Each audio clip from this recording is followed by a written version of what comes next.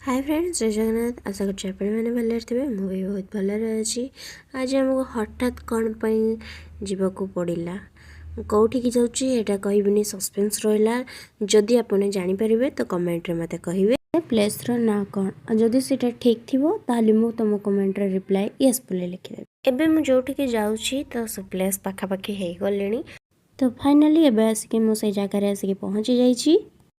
ତ ସାଙ୍ଗମାନେ, ମୁଁ ଯେଉଁଠି ଆସିନି ଓନ୍ଲି ଏଠି ରାତି ଟାଇମ୍ରେ ଆସିଲେ ହିଁ ବୁଲାବୁଲି ପାଇଁ ବହୁତ ପରଫେକ୍ଟ। ଯଦି ଦର୍ଶନ ପାଇଁ ଚାହୁଁଛନ୍ତି ତାହେଲେ ଦିନରେ ଆସିଲେ ହିଁ ଠିକ୍ ହେବ। ଆଉ ସେ ମୋତେ ଏଠି ଆସିକି କହୁଛନ୍ତି ଯେ ଏଠି ଠିଆ ହୁଅ, ଏଠି ଦେଖିବ ଏଇ ଜାଗାଟା ହିଁ ଭାଇବ୍ରେଟ୍ ହେଉଛି।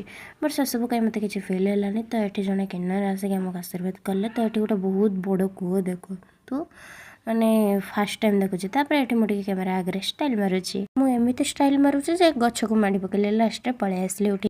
ତ ସାଙ୍ଗମାନେ, ମୁଁ ଏଠିକି ପଳେଇ ଆସିଲି ସିନା, ହେଲେ ମୋତେ ଯିବାକୁ ଆଦୌ ହିଁ ଇଚ୍ଛା ହେଉନଥିଲା। ତ ଯାହା ବି ହଉ, ଏଠି କିନ୍ତୁ ଆସିଛନ୍ତି ମାନେ ଫଟୋ ତ ଏଠି ବହୁତ ଭଲ ଭଲ ପ୍ଲେସ୍ ଅଛି, ମାନେ ଫଟୋ ଉଠାଇବା ପାଇଁ ପରଫେକ୍ଟ। ଯାହା ବି ହଉ, ମୁଁ ଫଟୋ ଉଠାଇକି ତାପରେ ବାହାରିଲୁ ଆମେ ଘରକୁ। ମୁଁ ଯିବା ବାଟରେ ମୁଁ ଭାବିଲି କିଛି ଖାଇବେ ବୋଲି, ହେଲେ ଏତେ ଦୋକାନ ବୁଲି ଗୋଟେ ଦୋକାନକୁ ଗଲୁ, ହେଲେ ସେ ପାର୍ସଲ ଦେଉନାହିଁ। ମନ ଦୁଃଖରେ ସେଠୁ ପଳେଇ ଆସିଲି। ପୁଣି ଆମେ ଆଉ ଗୋଟେ ଜାଗାକୁ ଗଲୁ। ତ ମୁଁ ଏଠି ଆସିକି ଦୁଇଟି ବର୍ଗର ପାର୍ସଲ ଦେଇଦେଇକି ମୁଁ ଗୋଟେ ଆଇସ୍କ୍ରିମ୍ ଖାଇକି ଏଠି ବୁଲୁଥିଲି। ତ ମୁଁ ତାଙ୍କୁ ଦେଉଛି କି ଖାଅ ଆଇସ୍କ୍ରିମ୍ ବୋଲି। ତାଙ୍କୁ ତ ଲାଜ ଲାଗୁଛି, ଏତେ ପିଲା ଅଛନ୍ତି, ତାଙ୍କୁ ଥଣ୍ଡା ହେଇଛି। ତ ଯାହା ବି ଆମେ ସେଠୁ ବହୁତ କିଛି ସାମାନ କିଣିକି ଖାଇକି ପଳେଇ ଆସିଲୁ।